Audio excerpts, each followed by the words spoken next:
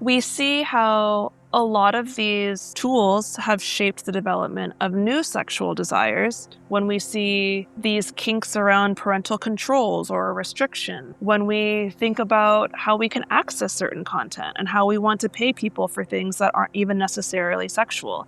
It really makes you question, like, what exactly is sex and what exactly is technology?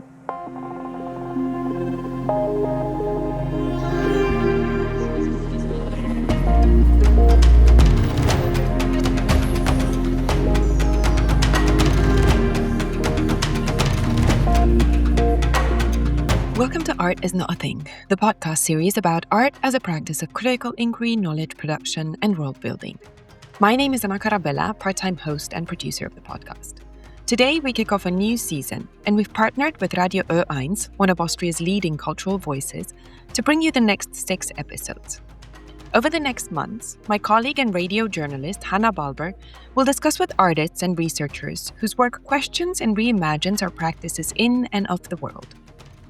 In today's episode, Hannah talks to American artist and technologist Mindy Seu about sex and its influence on the internet. Mindy's practice focuses on technology-driven performance and publication. Her latest project, A Sexual History of the Internet, is a lecture performance and artist book that retells marginalized histories of technology. During the performance, the audience reads aloud the history of everyday digital tools, along with texts by artists, lawyers, sex workers, and historians, using a shared script on their mobile phones via Instagram stories. In conversation with Hannah, Mindy discusses how technology, desire, and power have been entangled since the early days of the digital age. Enjoy the conversation.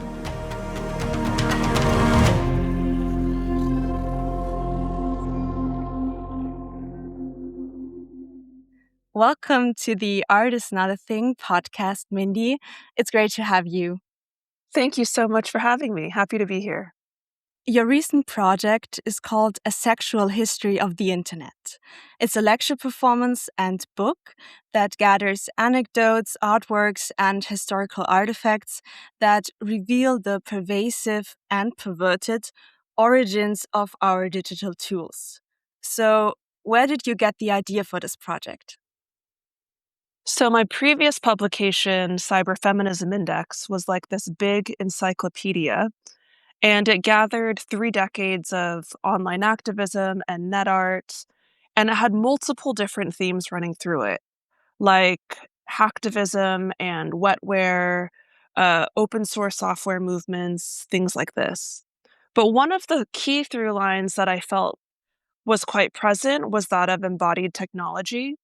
And I wanted to isolate that thread from the publication to create its own narrative project, which is where A Sexual History of the Internet came from. So Cyberfeminism Index feels like a project of accumulation, hundreds or thousands of entries creating a cohesive narrative, whereas A Sexual History of the Internet feels a bit more pointed to create this singular essayistic narrative. But was there a specific moment or question or maybe even conversation that triggered that project? I think it was built through community and anecdotal experience. I have so many peers who are working as technologists, who are performers online, who are performers in life. And it just seems to be like a very socially prescient conversation that would come up over and over again, especially now as we think about these economic downturns and how sex has been a part of that for so many decades. Um, so it was really based on this kind of research, but also friends and colleagues who were constantly talking about this and wanting to kind of situate that within this longer context of art history, technology history, and the history of sexualized labor.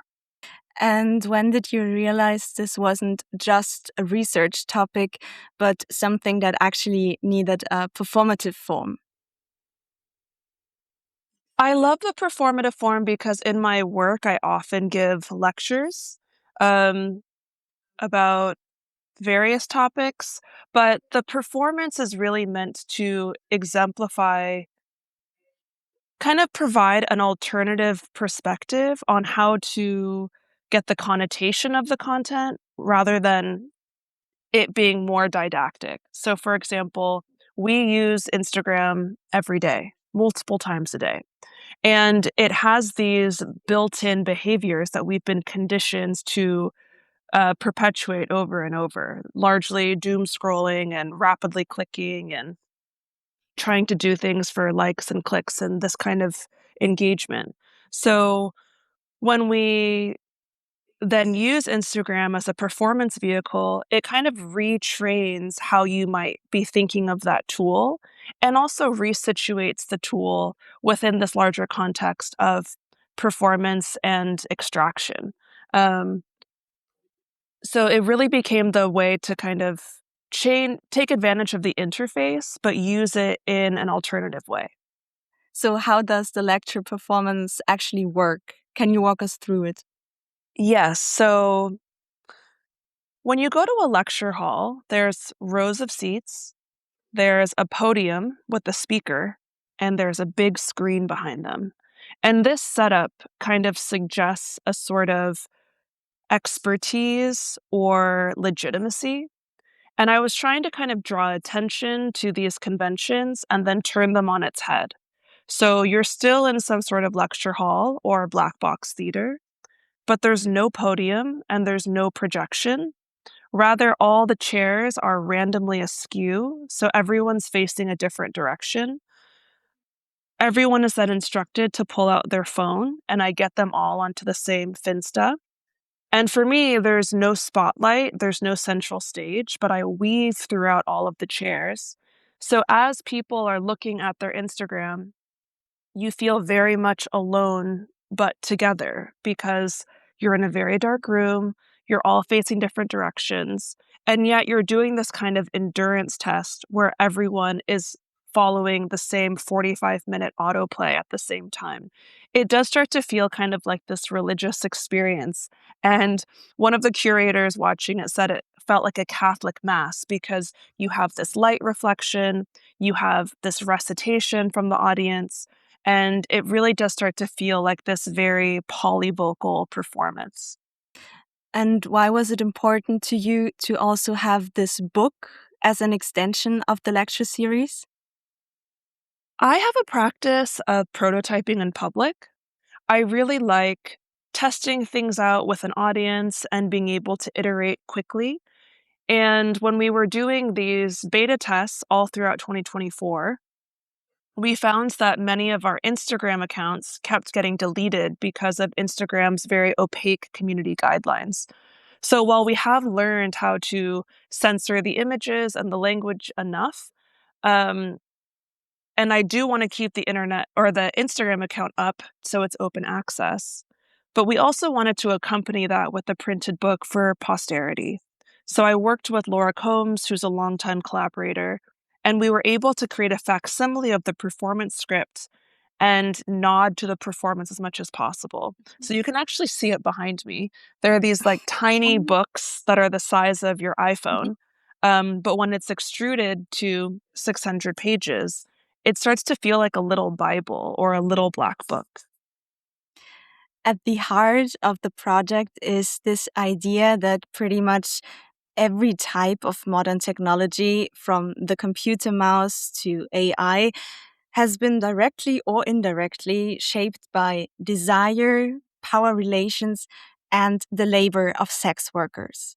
So, how exactly has technology been shaped by sexuality? Yeah, I mean, I can provide a few concrete examples. Some of it is very theoretical. So, your reference to the computer mouse is really drawn by the scholar Ali Na. She wrote this great essay called The Fetish of the Click, in which she maps the history of uh, the light gun to the light pen to the computer mouse, and how it then transitioned from the light gun, which is a very phallic object that was also used as a tool for military testing in these online environments before it then segued to the computer mouse with The Mother of All Demos by Douglas Engelbart. So here we see the transition of shape. The computer mouse is a very ionic shape with a central scrolling wheel. This is also then referred to by cyberfeminist collectives like VNS Matrix, where they describe the clitoris as the direct line to the matrix, and you might associate that with this central scrolling click on the mouse. And then even now with our iPhones or touchpads, it no longer has a yonic shape, but it's still very pressure sensitive. It vibrates. It has all of these qualities of teledildonics. Um, there's also things that are more concrete. The Alexander Sawchuk and his team at USC was testing compression algorithms, and they used an image of Lena Forsen, who was a Playboy model at the time, and they didn't ask for permission. That image was uh, reanalyzed billions of times, and it ultimately became the foundational image of what we now know as the JPEG. Even with, we see how these kind of like childish jokes kind of embed their way into these extractive histories. One of the first computer-generated nudes was a joke that they put up in the wall of their boss's office. Um, One of the first nodes on the computer of ARPANET was called uh, Sex OS, shorthand for Set X. So we see all of these anecdotes where sex, embodiment, and technologies are very much tied together. So I think you have both of these aspects of sexuality. The one thing being the pictures, nude images, and the other is the physicality of technology. For example, in your work, you describe the phone as essentially a sex toy. The quote is, "On our phones, we sext, we send nudes, apps scan our environment for erotic encounters, our phones respond to touch, it's pressure sensitive, it vibrates." And you already mentioned that. You reference Alina's article, The Fetish of the Click, comparing the computer mouse to a vulva. So, do you think digital interfaces are already operating on a very intimate level, whether we acknowledge it or not? Yeah, absolutely. I think this points to a larger question of how we can think of technology as physical. So, technology has a lot of naturalistic metaphors built in. Our data is stored in the cloud, um, etc. In our programming languages, we talk about trees and rhizomes as nesting structures, but they're more than just metaphors. The internet has a very strong environmental and physical footprint. Our content is disseminated through fiber optic cables passing through the ocean floor. We try to understand um, all of these physical experiences that we bring into the browser. When we think about the computer bug, or this was actually a physical moth that was found in Grace Hopper's team's computer. So, all of this just goes to show that even if we see the internet as this very ephemeral, elusive, non physical thing, it's very much embedded in nature. That can be taken one step further then to talk about all of the physicality of our embodiedness that we bring into the browser, whether that's the conditions of how we move through society, but also the very physicality ourselves. So again, VNS Matrix, when they were creating the term cyberfeminism alongside Sadie Plant, they were trying to suggest a provocation of how women could suggest what this cyberspace might be, because prior to this, it was very much shaped by the male gaze of science fiction, with fembots and cyber babes and all of this. Cyberfeminism then was trying to make the internet a bit slimier, how we focus on these naturalistic metaphors, but also bring our physical experiences into the space and how the two are inseparable.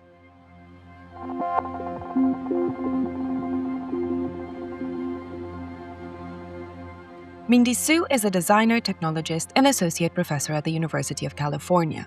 She holds a master's degree from Harvard's Graduate School of Design and a bachelor's degree in design media arts from the University of California. In her practice, she investigates the social, political, and cultural dimensions of network technologies, with a particular focus on cyberfeminism, online communities, and the histories embedded in the web. Her work combines archival research with experimental forms of publishing and lecturing, often questioning how digital infrastructures shape power, identity, and knowledge. She is internationally active through performances, exhibitions, writing, and teaching. In 2023, Mindy published Cyberfeminism Index, a pseudo-encyclopedic book that gathers 3 decades of online activism and net art. In 2025, she began touring her acclaimed project, A Sexual History of the Internet, at cultural institutions worldwide, including New York, Tokyo, and Berlin. Back to the conversation with Hannah and Mindy.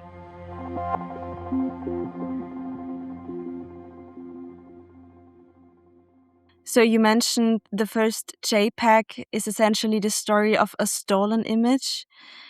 And you have many other examples of inventions that have some connection to sex or even the labor of sex workers.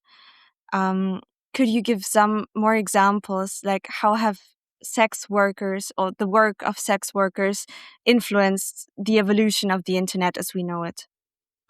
I think this is an important strategy because sex workers, I think they're always positioned in some ways as some sort of victimhood. But I think it's important to rewrite this as one of a lot of agency and innovation. In the 90s, as a lot of sex workers were moving online, they were really the boon of these personal websites. Um, they were the reason why bandwidth improved and chatting engines became better and video streaming became higher. People then attribute this to big porn, which is essentially a tech company, but it's important to understand the labor that is fueling these desire engines.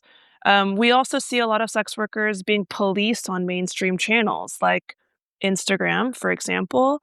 Um, MasterCard doesn't allow their credit cards to be used or payment processors when you're trying to buy this kind of sexualized labor. So then sex workers moved to alternative channels. The anthropologist Ezra Paget describes how sex workers were using some of the first cryptocurrencies as actual mechanics of capital, even at the time when it was purely speculative and it was kind of being shown as an alternative to these standard banking systems. So, Ali Eve Knox, who's a sex worker, helped create Spank Chain, which was a very widely used cryptocurrency. And I think all of these kind of show the innovative qualities, the technological ingenuity that a lot of these people are bringing into the space, even if they're not getting the proper attribution. The same could be said for Patreon. Patreon was a content creation subscription platform that was very much fueled by sex work and sexualized labor. But then as the platform became more ubiquitous and they tried to change the narrative towards more of podcasting, a lot of that sexualized labor was erased. And we see this happen over and over again. And speaking of erased, why do you think these kinds of histories are usually left out when we talk about technology? It's the topic of sexuality in most cultures is quite taboo.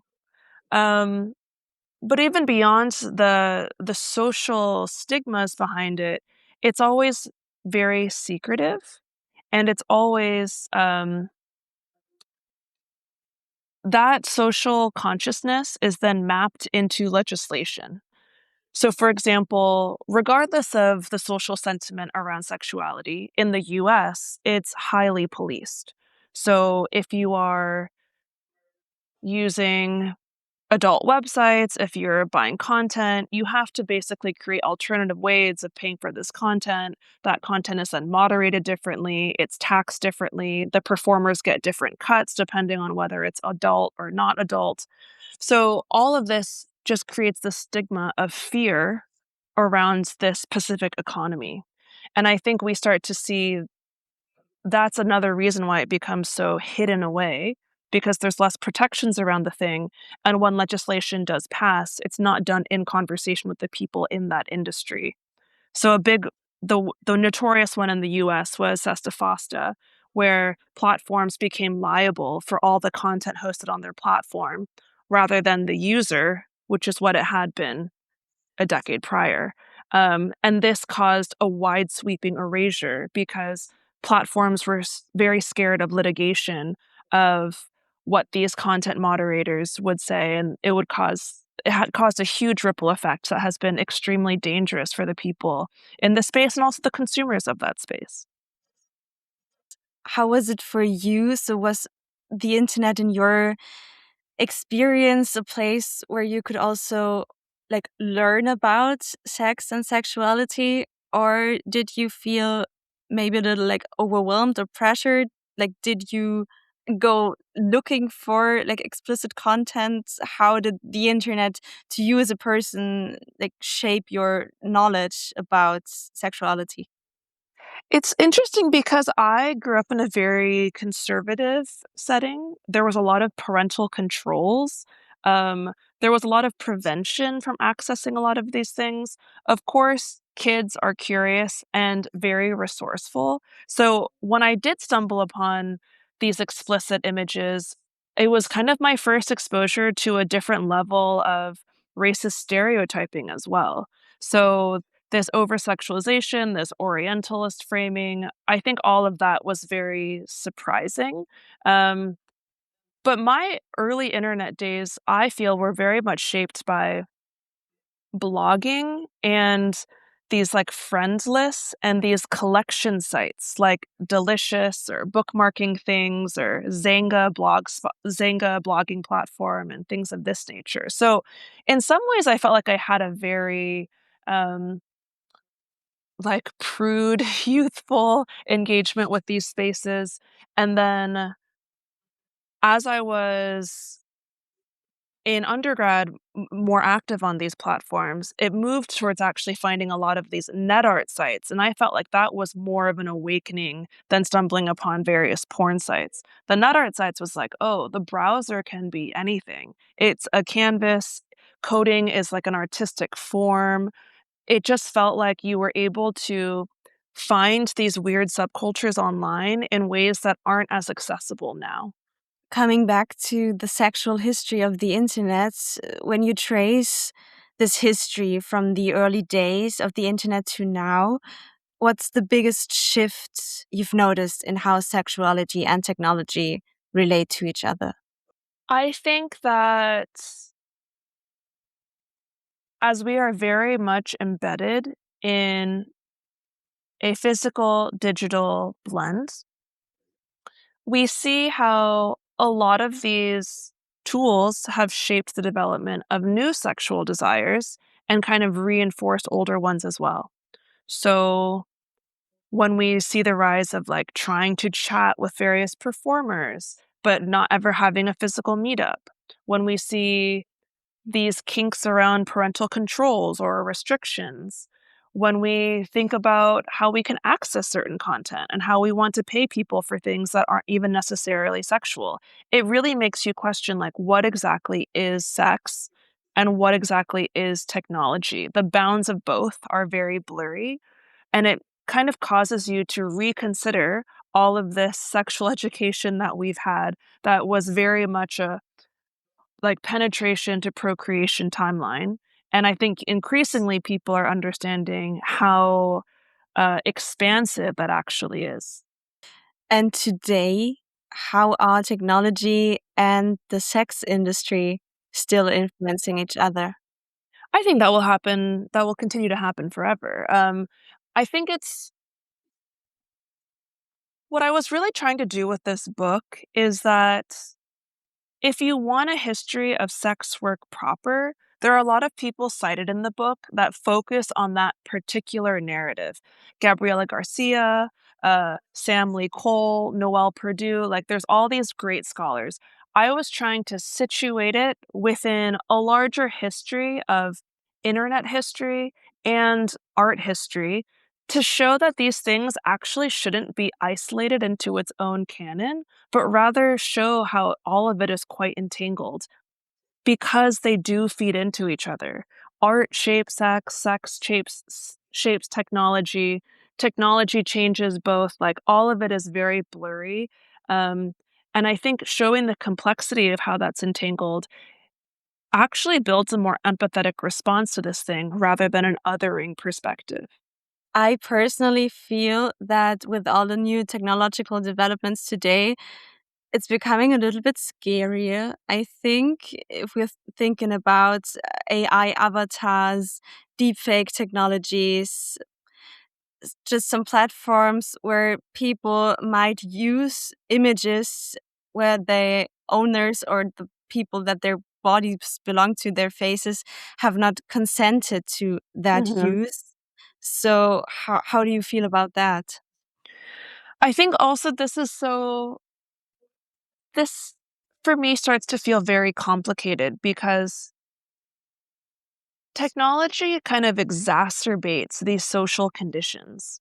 So it's not that deep fakes are inherently bad. It's that we are part of a society where men feel ownership over the bodies of others, and they are then exacerbating and accelerating that kind of extraction through these new technologies like deepfakes, like machine learning, like whatever it is, because you feel like the other is quite disposable. Um, we see the same thing with AI. When I think about if we were in an egalitarian society and AI had been introduced, we might feel a bit of reprieve because now we can use this tool to distribute labor and create more leisure for all of society. But instead, because we're in a very hyper late capitalist society, we understand that this is only going to extract our labor, reduce the financial equity that's distributed, and essentially erase a lot of people without any social security net. So I think while it's easy to be scared of specific technologies, it should be more so about the social conditions that perpetuate these frameworks and how we might be able to shift some of those. Of course, the two things go hand in hand, um, but it does make me think that it's just easy to blame a tool when in fact it's like the makers of the tool, the social context that allows that tool to thrive, things like this. Because of this, I think artists are great to kind of poke holes in these spaces and provide speculations for alternatives. So even Sarah Friend, who's cited in the book, she has this project called Prompt Baby, which is directly in response to deepfakes and revenge porn. And in it, she allows her clients and customers to purchase a prompt rather than uh, just using her image online. So she trains an AI on images of herself. The client can then prompt what they want the image to be, and she could accept, reject, or modify that prompt. So it's really built in conversation with the other, and she still has a bit of autonomy over her image. Um, and this kind of relationship kind of suggests what a potential one might be, but on a much smaller scale. You spoke also about other forms of reclaiming the image and reclaiming the body. Um, Speaking from the perspective of sex workers, there's also a very interesting concept that you mentioned that is data domination. Can you talk about Yes. So one of the people in the performance and book is Mistress Harley, who was a data dom, formerly an IT professional, and they coined this phrase called tech dom, which we might see as a parent or precursor to more popular forms now like FinDom, financial domination, or this kind of thing. So she essentially this is actually goes back to the question of what is sex and what is technology. She is classified as a sex worker, but doesn't participate in sex work as we might imagine it. There's no in-person meetups, there's no camming, there's no nudes, there's none of this. Her submissives essentially grant remote access to their machine, and she is able to control their data, their bank accounts, their online accounts, their hidden folders and files.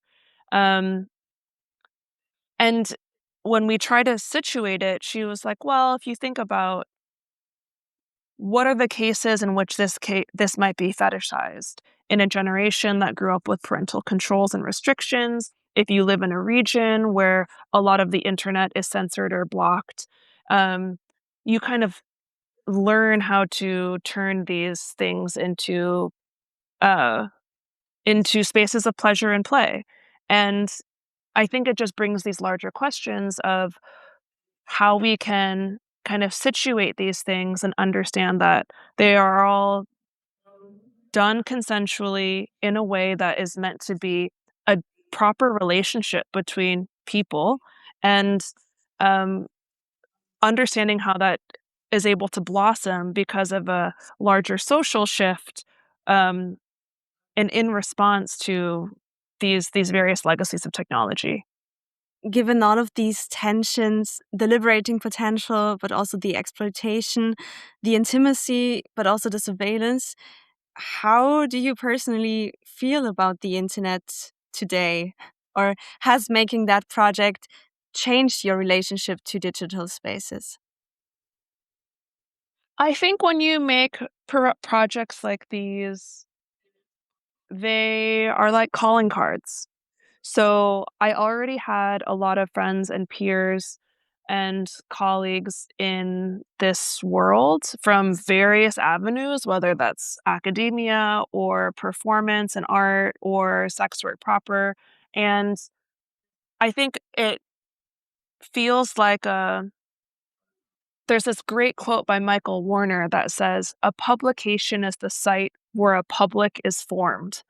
Um, and similarly, there's a quote by Andre Breton that says, "To publish is to find comrades." And I think it just becomes a way of like trying to find your kin and your people. And that's certainly been, um, a lot of them are in the book and performance. And through it, I've also met a lot of people that are motivated by similar issues. And I think that has been a very beautiful response. So, do you still see a potential for the internet as a utopian space? I don't think utopia was ever real. Utopia and dystopia are so generalizing.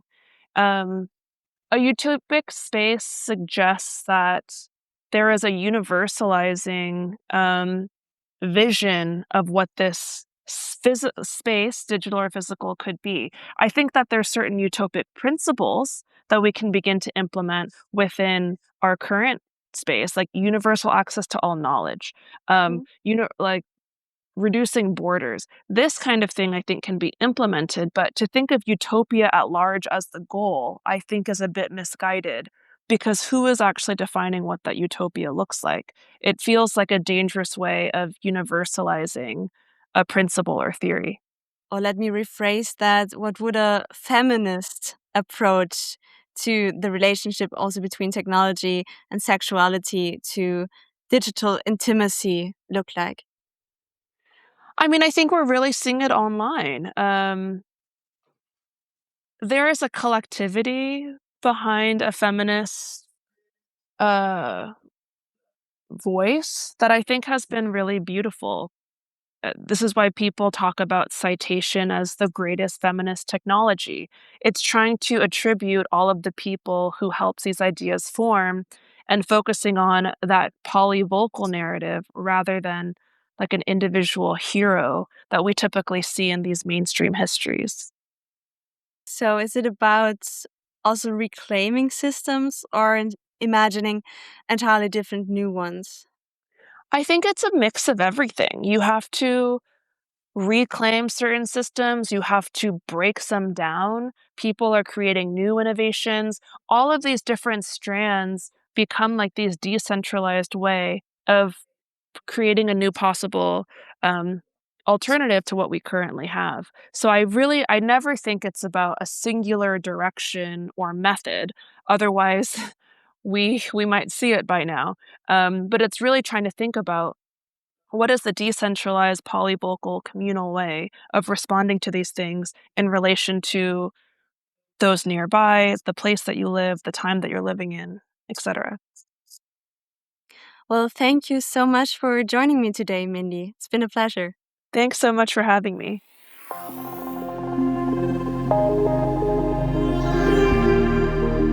That's it for today. Thank you so much for tuning in and hope you enjoyed it. Today's episode was brought to you by Radio Ö1 and Ars Electronica. Join us next month for a new episode, and in the meantime, follow us or share the show with someone you think might like it.